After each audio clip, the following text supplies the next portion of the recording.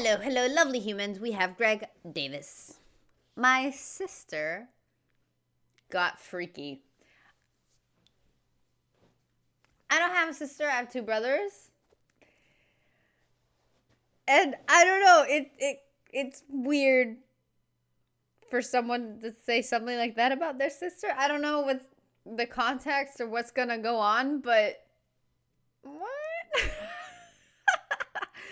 Unless freaky means got freaky or getting freaky means something different to you guys. That's a possibility.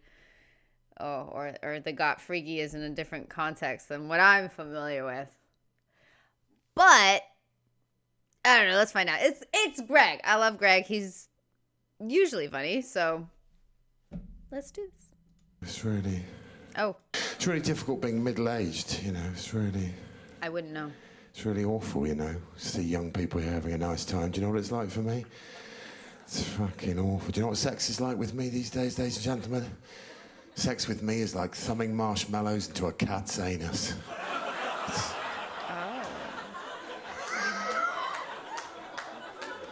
And a lot of middle-aged men get very bitter, you know. They get very bitter when they see lovely, fresh-faced, I see some lovely young people here having a nice time. A lot of men my age get bitter about it. I'm not one of those men. I love seeing the kids having a nice time. I'll prove that to you now. Hello? What's your name? Hi, Mary. And how old are you? 22. Do you like being 22, Mary? Do you like being 22? Do you like being 22? It's amazing, isn't it? Mary, do you know what happens when you get to 42? Look at me, I'll tell you, while I cover my arse cracker. When you hit 42, Mary, you walk past a nightclub, no one offers you a flyer. What is that? It pisses me off. You know, when I knew I was officially middle-aged, I was in a shop about 3 months ago in London called Urban Outfitters. You've got them out here, right? When I was looking at clothes that didn't suit me and were too young for me, and I was feeling so miserable and depressed, when suddenly I realised there was a song playing in the background that cheered me up straight away, because it took me back to my youth. It was a song by a band called Dead or Alive. Who knows Dead or Alive? Remember them from the 80s? And what was their biggest hit? You Spin Me Round. Ah, okay. A 1984 classic! In 1984, I had one thing on my mind. It was a farmer's daughter I was in love with called Nicola Thomas. I was so in love with her.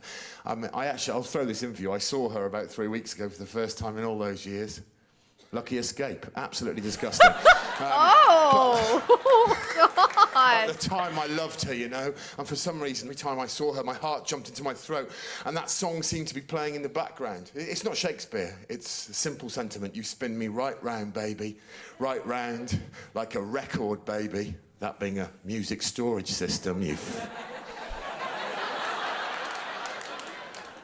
like a record, baby, right round, round, round, right? Not Shakespeare. But it made me happy. Until I realised I wasn't listening to the original. I was listening to a cover version by a gentleman called Flo Rida. Some of the young people may be familiar with Flo's work. Flo's taken a bit of artistic licence with the dance classic and reworded it in the following way. You spin my head round, baby, right round when you go down. And this is when I knew I was officially middle-aged. Because I heard that lyric, and I promise you, out loud in a shop, I reacted like this. Oh, no. I thought, can we not have one song? One song in the hit parade that doesn't allude to munching away on each other's private parts. And I'll tell you something else, Mary. Maybe I shouldn't, but I'm going to. At 42, I don't make the effort to go down very often these days.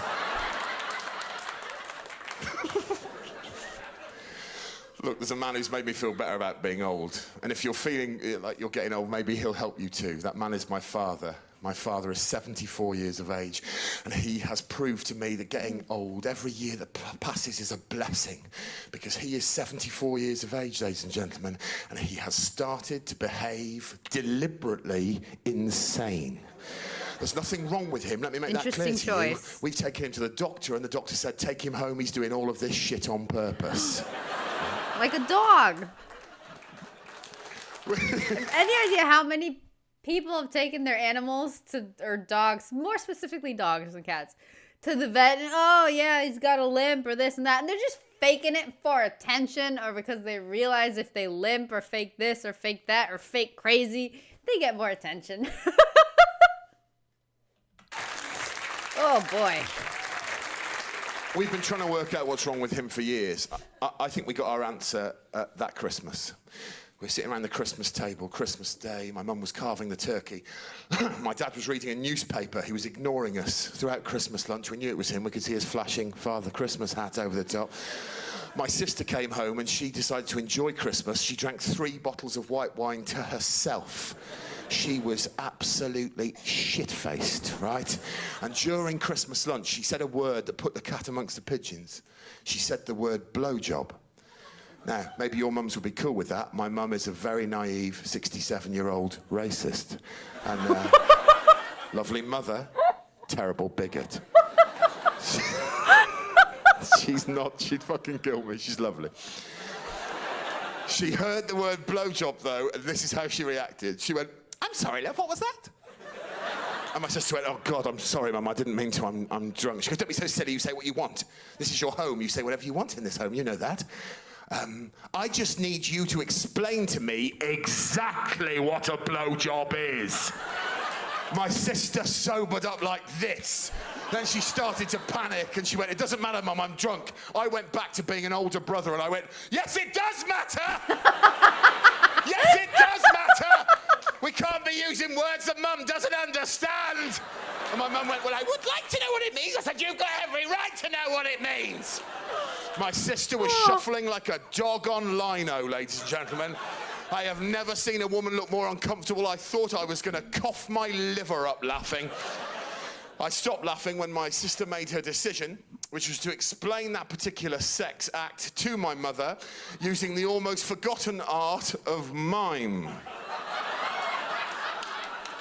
So she started going, it's kind of a sexual thing, Mum, where you would, and I thought, this is horrendous! And then it got 400 times worse. Because my mum, to try and understand what was going on over here, you're ahead of me already, madam, decided that she would copy the mime. So I don't know how bad your Christmases have been recently, but that one for me consisted of watching my mother and my sister pumping air cock in front of my face. Could be worse, right? It was the most disturbing image I've ever seen, and I've seen someone kill a pony with a golf club. So my mum's doing this. I don't know what this is at all, love. I don't know what any of these movements are. I don't know this. Why am I tickling under here? I don't know what that is. Yes, it would appear my sister is rather good. So.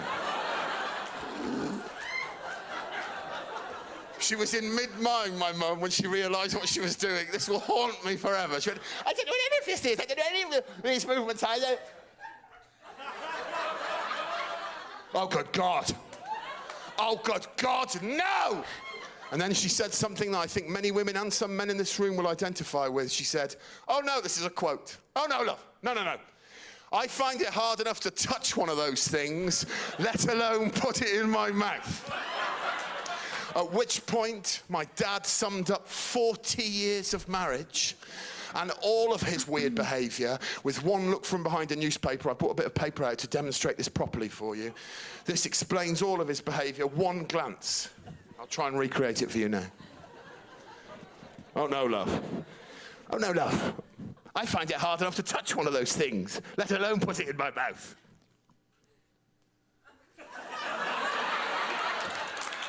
To his own children.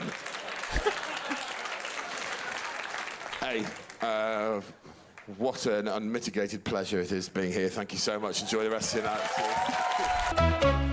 That was so weird.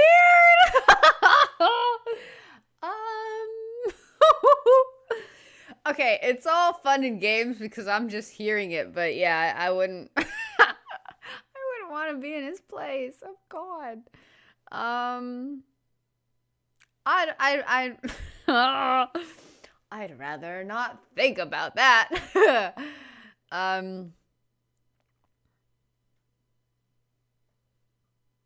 Okay. I I'm a little speechless. So I think I'm a little maybe uncomfortable is the word. So I'm gonna go.